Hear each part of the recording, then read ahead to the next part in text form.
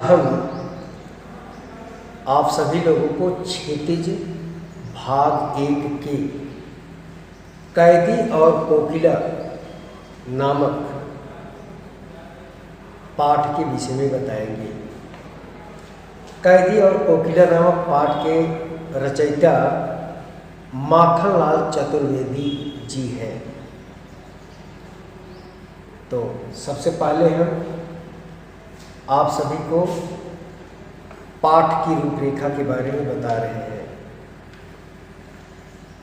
कैदी और कोकिला यह कविता ब्रिटिश शासन की बर्बरता एवं देशभक्तों पर उनके द्वारा किए जाने वाले जुल्म के विषय में रची गई है। इसके रचयिता माखनलाल चतुर्वेदी जी हैं। आपका जन्म 1889 ईस्वी में मध्य प्रदेश में हुआ था और आप अल्प आयु में शिक्षक बन गए थे। आपके अंदर देश भक्त की भावनाएं भरी हुई थी। अध्यापन कार्य छोड़ करके आपने प्रभा, कर्मवीर, प्रताप आदि पत्रिकाओं का संपादन किए और सन 1968 में आपका देहांत हो गया। आपकी प्रमुख रचनाएं हिमकिरीटनी, साहित्य देवता, हिमतरंगिनी, वेणु, लोक गुजे धरा आदि है। फर्स्ट काव्यांश है, ध्यान से देखिए। क्या गाती हो, क्यों रह रह जाती हो, कोकिल बोलो तो क्या लाती हो, संदेशा किसका है, कोकिल बोलो तो। ऊंची काली दीवारों के घेरे में, डाकू चोरों बटमारों के डेरे में, जीने को देते नहीं, पेट भर खाना मरने भी देते नहीं, तड़प रह जाना। जीवन पर अब दिन रात कड़ा पहरा है, शासन है या तम का प्रभाव गहरा है। हिमकर निराश कर चला रात भी काली, इस समय कालिमा मई जगी क्यों आली। ध्यान दीजिए डिफिकल्ट वर्ड की तरफ। कोकिला, कोयल,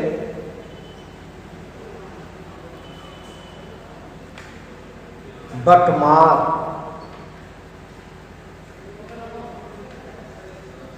जो रास्ते में लूटने वाले डाकू होते हैं या ठग होते हैं, उन्हें बटमार कहा जाता है। डेरा यानी आवास में तम अंधकार और हिमकर चंद्रमा। कालिमा मई काली, आली मीन्स होता है सखी। माखनलाल चतुर्वेदी जी अर्धरात्रि में कोयल की आवाज से चौंक करके प्रश्न पूछते हैं कि क्या गाती हो हे कोयल,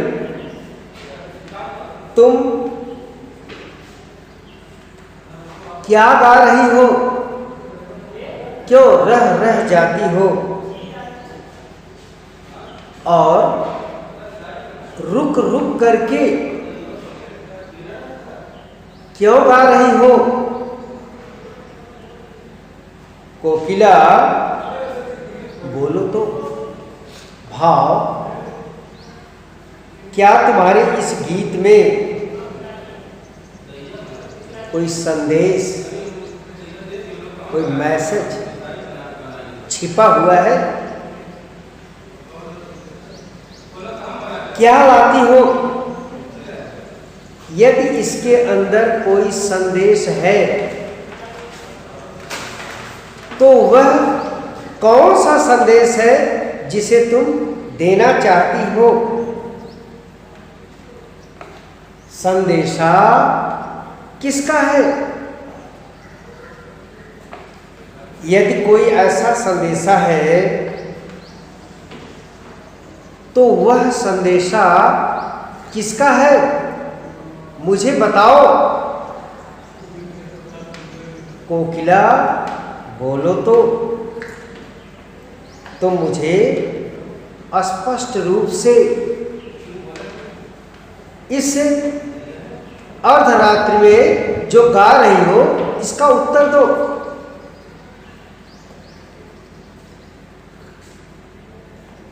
ऊंची काली दीवारों के घेरे में, हे कोकिला, मैं जिस स्थान पर कैद हूं वह जगह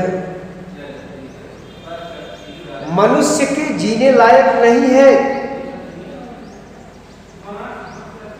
जीने लायक क्यों नहीं है? क्योंकि यहाँ ऊंची काली दीवारों के घेरे में डाकू चोरों बटमारों के डेरे में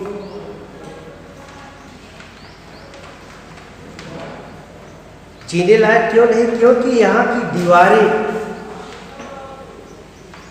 भयानक, काली और ऊंची है। यहाँ पर चोरों डाकुओं और बटमारों ठगों का निवास है। जीने को देते नहीं पेट भर खाना। यहाँ की दशा का चित्रण कर रहे हैं, कैदियों की दशा का चित्रण करते हुए कवि कह रहे हैं कि यहाँ पर जीने भर के लिए भोजन नहीं मिलता है। भरपेट खाने की बात तो दूर है और भोजन के अभाव में मरने भी देते नहीं, तड़प रह जाना। मन एवं शरीर तड़प करके रह जाता है। जीवन पर अब दिन रात कड़ा पहरा। जो अंग्रेजों के सिपाही हैं ये हमें मरने भी तो नहीं देते हैं और ठीक ढंग से जीने भी नहीं देते हैं। हमारे चारों ओर कड़ा पहरा लगा करके रखे हैं।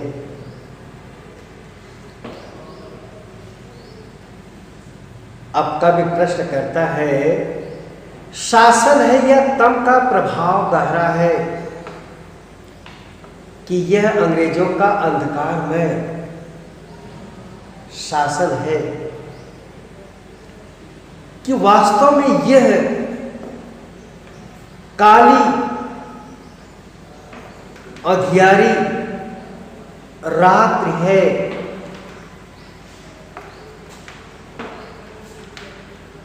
रात्रि इस सीमा तक काली है कि प्रकाश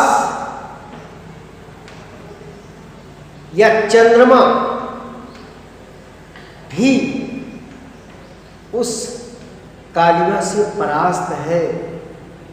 हिमकर निराश कर चला रात भी काली, यानी अर्थात उसका प्रकाश भी क्षीण हो चला है। कोयल से कवि कहता है कि इस समय कालिमा मई जगू क्यों आली, कि हे सखी तुम इस भयानक अंधेरी रात्रि में तुम मुझे क्यों जगा रही हो। वास्तव में क्या तुम मुझे कुछ कहना चाहती हो। इसके अंदर कुछ मोस्ट इम्पॉर्टेंट क्वेश्चन है और क्वेश्चन देखिए। फर्स्ट क्वेश्चन है, कविता में कोयल क्यों गाने लगती है।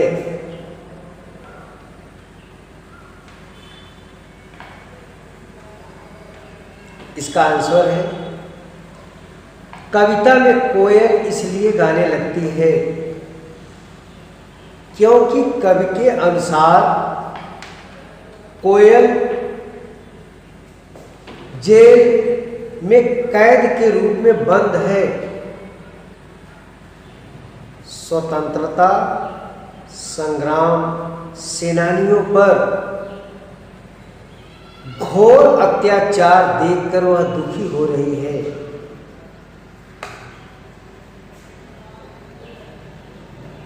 इसलिए हमारे देश के कैदियों के साथ जो दुर्व्यवहार हो रहा है उसको देख करके वह व्यथित हो गई है और उस व्यथा को गीत के रूप में प्रस्तुत करने लगी है। अगला क्वेश्चन, इस कविता में कवि किसके शासन का वर्णन कर रहा है और उसे कैसा शासन कहा है। इसका उत्तर है,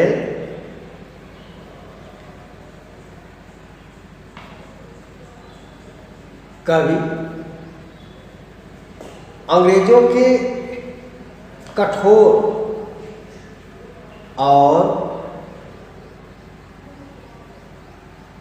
अन्यायपूर्ण अत्याचारों के शासन को वर्णन कर रहा है और उसे क्या कहा है, तम का शासन।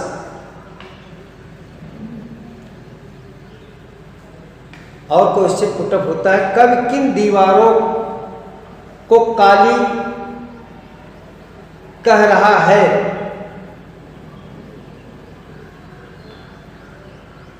कवि जेल की ऊंची काली दीवारों को काली दीवार कह रहा है।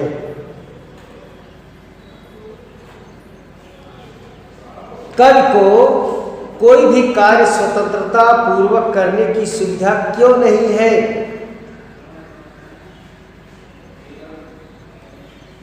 कवि को स्वतंत्रता पूर्वक कोई भी कार्य करने की सुविधा इसलिए नहीं है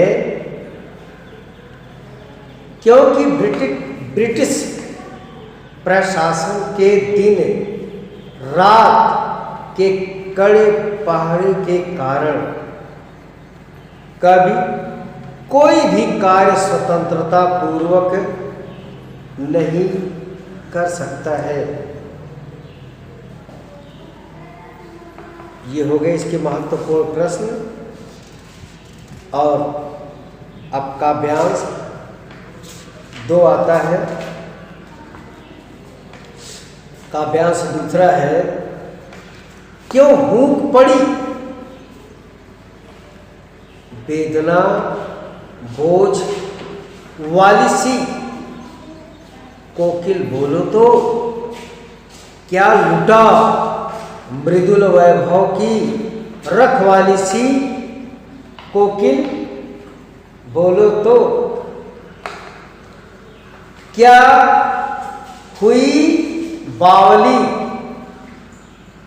अर्धरात्र की चीखी कोकिल बोलो तो किस दावा नल की ज्वालाएं हैं दिखी कोकिल बोलो तो।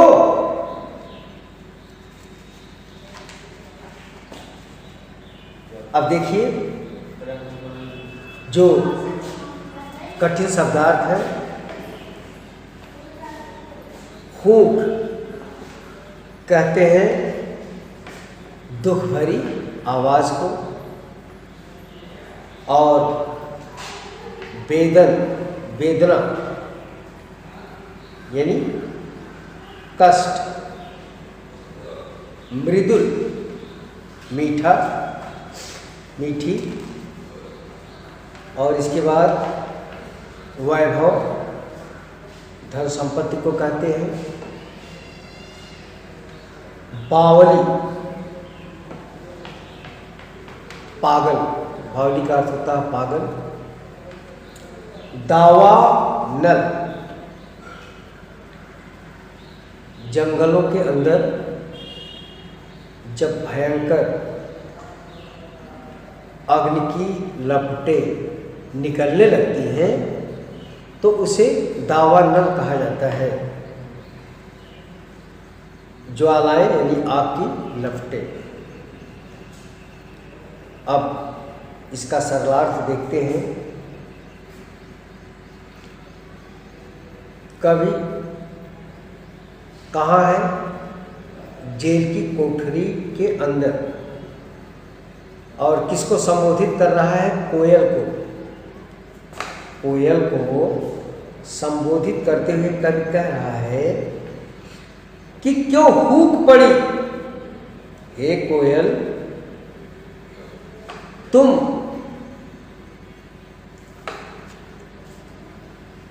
क्यों पीड़ा युक्त वाणी में आवाज कर रही हो, कष्ट भरी आवाज क्यों कर रही हो? वेदना बोझ वाली सी, ऐसी कौन सी बात है जिसका बोझ तुम्हारी वेदना पूर्ण वाणी में स्पष्ट झलक रहा है, दिखाई दे रहा है। कोकिल बोलो तो, हे कोयल हमें बताओ, क्या बताना है?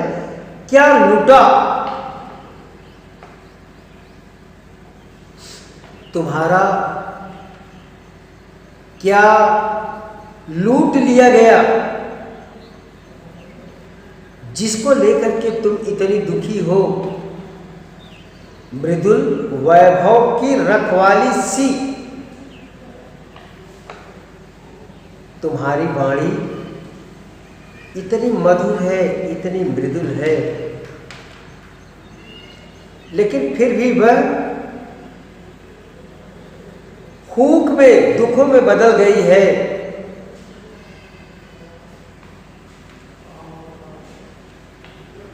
जिसकी तुम स्वामिनी हो।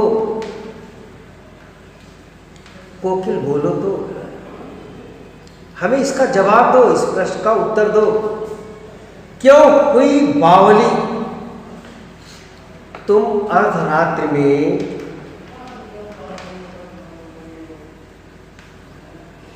पागल होकर के क्यों चिल्ला रही हो, क्यों बोल रही हो?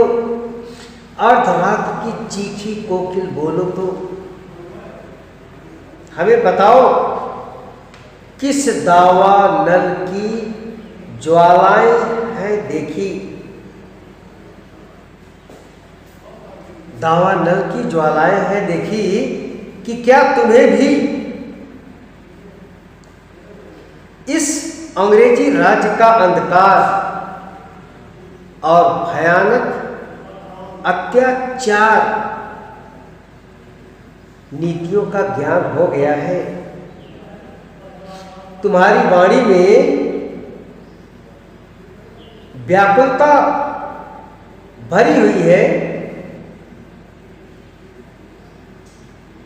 उस व्याकुलता को हमें बताओ। यह हो गया काव्यांश नंबर 2।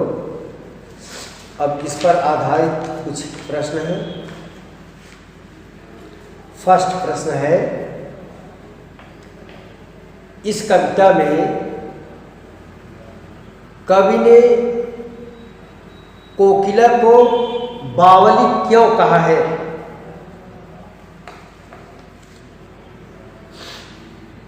इसका उत्तर है, कोयल रात्रि में नहीं कूकती है, आवाज नहीं करती है। कोयल की आवाज मीठी, सुरीली और मधुर होती है, लेकिन अर्धरात्रि में कोयल को बोलना कब गहरी निद्रा से जाग उठता है, इसलिए उसको बावली यानी पगली कह रहा है। और क्वेश्चन बनता है कि कोयल का स्वर कवि को कैसा प्रतीत हो रहा है? कविता के अंदर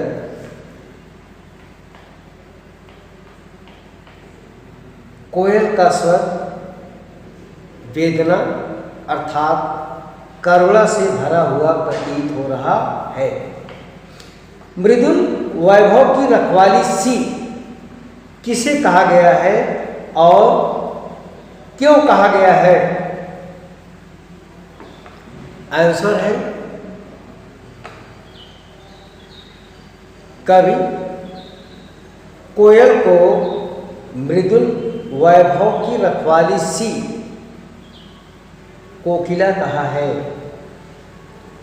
क्योंकि कोयल की जो वाणी है अत्यंत मधुर और ऐश्वर्य का प्रतीक है,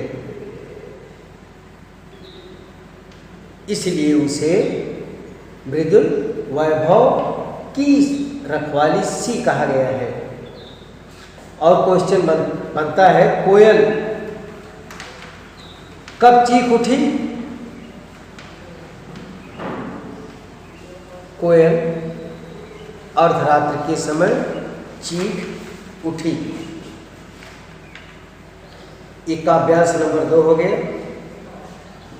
अब आपका हो गया तीसरा काव्यांश, काव्यांश नंबर 3। क्या देख न सकती जंजीरों का गहना, हथकड़ियां क्यों, क्या ब्रिटिश राज का गहना, कोल्हू का चर्रकचू, जीवन की तान,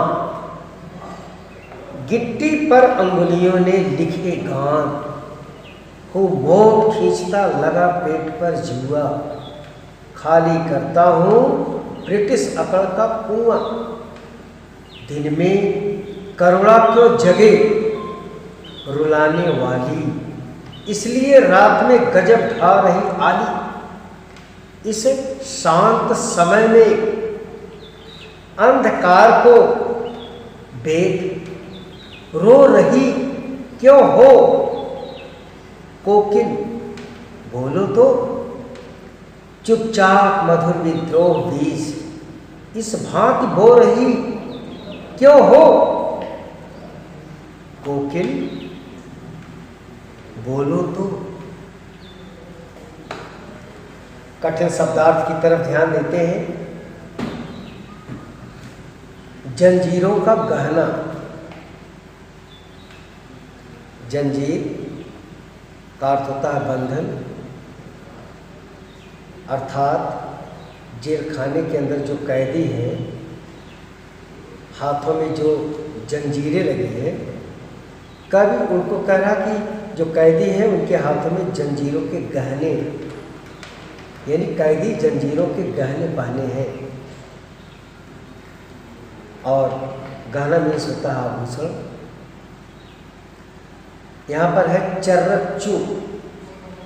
पिछले जमाने के अंदर गन्ने को पेड़ने वाली मशीन होती थी और उस मशीन के द्वारा गन्ने की जब पेड़ाई होती थी तो उससे आवाज़ निकलती थी, चर्र चर्र चर्र की आवाज़ निकलती थी। उसी की तरफ कभी उसको कह रहा चर्रच्चू, जीवन की तान। और इसके बाद गिट्टी, यानी पत्थर है, पत्थर को गिट्टी कहा जाता है। मोट एक प्रकार का चमड़ा होता था। जुआ, ये पिछले ज़माने में बैल जब काम करते थे तो उनके कंधे पर एक चमड़े का थैला रखा जाता था जिसे जुआ कहा जाता था, जिसके द्वारा कोल्हू को खींचते थे। करुणा यानी करुण, और आली सहेली, अंधकार अंधेरी रात में, मधुर मीठी, विद्रोह, विद्रोह बीज का अर्थ होता है कि विद्रोह का आरंभ, उस बीज का आरंभ जिससे क्रांति की भावना विकसित हो। इस भांति बो रही क्यों हो कोकिल बोलो तो। सर्वार्थ की तरफ आते हैं। कवि ये चतुर्वेदी जी कहते हैं, किससे कहते हैं? कोयल से। क्या कहते हैं? क्या प्रश्न करते हैं, क्या तुम्हें हमारे शरीर पर पड़ी हुई जंजीरें दिखाई नहीं पड़ती? देख न सकती जंजीरों का गहना। ये जंजीरें हमारा आभूषण है और ये किसी आभूषण से कम नहीं है। और हथकड़ियाँ क्यों? कभी कह रहा जो मैं हथकड़ियों को पहना हूँ, यह हथकड़ियाँ ब्रिटिश अंग्रेजी हुकूमत का आभूषण है। कोल्हू का चर्रच्चू यानी कोल्हू का जो चरसा होता है, कोल्हू को खींचने के लिए उसके मिडल पॉइंट पर एक लकड़ी लगाई जाती है और वो लकड़ी खींची जाती है तो उससे आवाज़ निकलती है। उसको कह रहा है कोल्हू के चरसा को खींचते समय जो चर्र चर्र की आवाज़ सुनाई देती है वह साधारण आवाज़ नहीं है, बल्कि वह क्या है? जीवन की तान यानी जीवन की धुन है। हमारा जीवन कोल्हू के चर्रच्चू आवाज़ को सुन करके मस्त हो जाता है। गिट्टी पर अबुलियों ने लिखे गान, ये संगीत, यह जीवन संगीत ही हमें देश के प्रति समर्पित होने की प्रेरणा देता है। कौन सा जीवन संगीत? कि गिट्टी पर अंगुलियों ने लिखे गान, जब हम गिट्टियों को तोड़ते हैं जेल के अंदर तो ये गान हमें प्रेरणा देता है। खाली कर हूँ मोट खींचता लगा पेट पर जुआ। कवि कह रहा है ऐसा लगता है कि हमारी अंगुलियों में पत्थर के ये टुकड़े स्वतंत्रता संग्राम का नया गीत रच रहे हों। कवि कहता है कि जब मैं पेट पर कोल्हू का जुआ लगाकर कोल्हू का चरसा खींचता हूँ तो हमें ऐसा लगता है कि अंग्रेजी जो हुकूमत है, अक्कड़ का कुआं, कि ये घमंडी कुआं मैं खाली कर रहा हूँ। दिन में करुणा क्यों जगे रुलाने वाली। कवि कहता है कि हे कोयल, इस अंधकार में एवं शांत माहौल में तुम क्यों रो रही हो? करुण आवाज में क्यों विलाप कर रही हो? इसलिए रात में गजब ढा रही आली, कि इसलिए तुम्हारा रुदन इस घोर अंधकार को चीर रहा है, बेध रहा है। कोकिल बोलो तो, हमें इसका उत्तर दो। तुम ऐसा क्यों कर रही हो? चुपचाप मधुर विद्रोह बीज, यानी क्या तुम अपनी वाणी से स्वतंत्रता संग्राम सेनानियों का अध्याय लिख रही हो चुपचाप, या रुदन कर रही हो, या विद्रोह का बीज बो रही हो? ऐसा क्यों कर रही हो? इस भांति बो रही क्यों हो? कोकिल बोलो तो। ऐ कोयल, हमें इसका उत्तर तो दो कि अर्धरात्रि में तुम करुण क्रंदन क्यों कर रही हो? काव्यांश 1, 2 और 3 आप सभी लोगों को पढ़ा दिया गया है। अगले वीडियो में हम काव्यांश, अंतिम काव्यांश और जो पाठ्य पुस्तक के अंदर इम्पोर्टेंट प्रश्न हैं, प्रश्नों का उत्तर कैसे लिखना है उसके बारे में बताएं।